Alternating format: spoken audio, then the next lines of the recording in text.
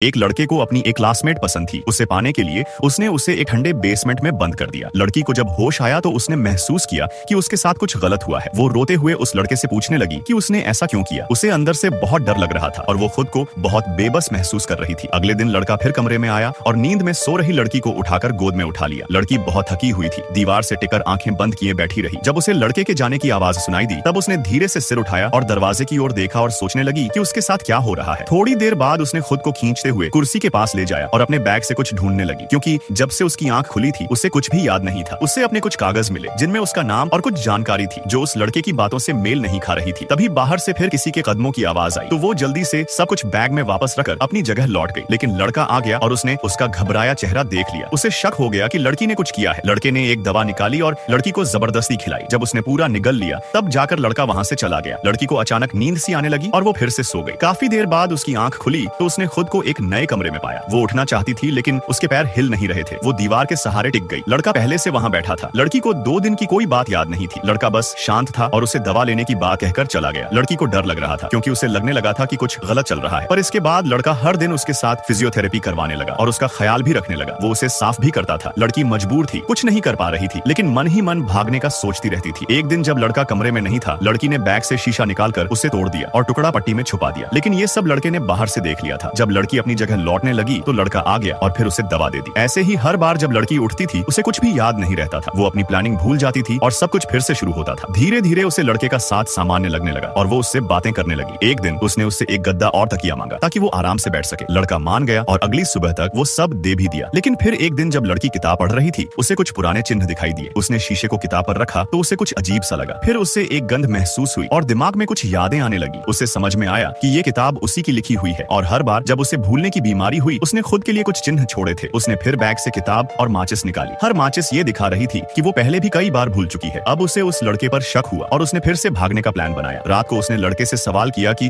उसने उसे क्यों बंद किया और क्या पहले भी किसी लड़की को रखा है। लड़का गुस्से में सब नकारने लगा लेकिन फिर सच्चाई बता दी। लड़के ने कहा कि वो दोनों पहले रिलेशनशिप में थे। एक बार एक पार्टी में लड़की को उसके दोस्तों ने जबरदस्ती शराब पिलाई और जब लड़का वहां पहुंचा तो उसने वो सब देख लिया। गुस्से में उसने किसी को मार दिया और लड़की भी सदमे में सब कुछ भूल गई। कानून से बचने के लिए वो लड़की को एक सुनसान जगह ले गया और उसे याद दिलाने की कोशिश करने लगा, लेकिन लड़की को कुछ भी याद नहीं आया। लड़की बहुत रोई। वो ये सब समझ नहीं पा रही थी। दोनों ने एक दूसरे को गले लगाया। सब कुछ जैसे पहले जैसा लगने लगा। लेकिन अगली सुबह जब लड़की उठी तो उसके पास कोई अजनबी आदमी था। लड़की को फिर कुछ याद नहीं था। उसने पास पड़ा शीशे का टुकड़ा उठाया और उस आदमी को मार दिया। फिर भागकर बाहर निकल आई। उसे बहुत दिन बाद आजादी महसूस हुई। वो जानती थी कि उसने खुद को याद दिलाने के लिए किताब में निशान छोड़े थे। हो सकता है कल की बातें भी झूठ हों, बस उसका भरोसा जीतने के लिए कही गई हूँ ताकि वो न भागे। आखिर में उसने एक नाव ढूंढी और पूरी ताकत से उसे पार ले जाने